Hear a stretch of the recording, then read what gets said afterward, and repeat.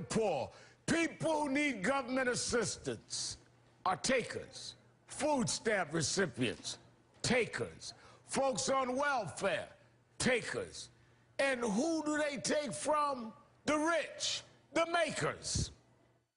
Higher tax rates will decrease the number of makers in society and increase the number of takers. Are we teaching our kids to be takers instead of makers? A special series called Entitlement Nation, Makers versus Takers. We could become a society where the net majority of Americans are takers, not makers. This is an election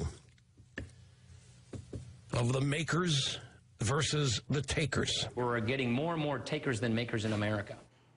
Makers versus takers. You've heard so many conservatives use that term. But maybe the party that brought you the 47% should be looking in its own backyard. A new study indicates GOP states are the most dependent on the government. This map is a little complicated, but what it comes down to is this. All the green states are the least dependent on the federal government, while the red states take the most from Uncle Sam. Notice a pattern? Most of the taker states are conservative-leaning.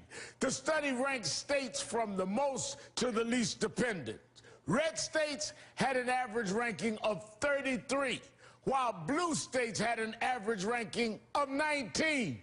The states where Republicans rail against government handouts are the ones with their hands out the most.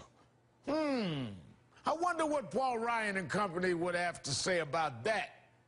Did they think we wouldn't notice their poor logic makes no sense?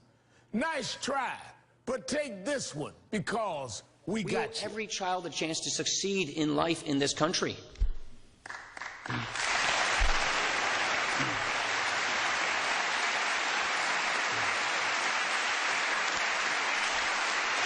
In the words of Abraham Lincoln, we owe them an unfettered start and a fair chance in the race of life. Upward mobility is the central promise of life in America. But right now, Americans' engines of upward mobility aren't working the way they should.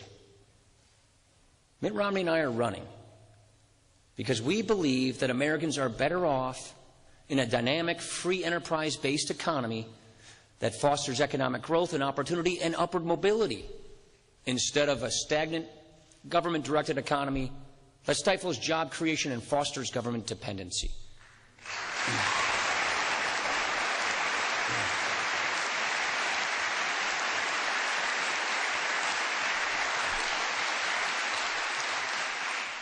You know there's something wrong in our country when 40% of children born to parents in the lowest fifth of earners never know anything better.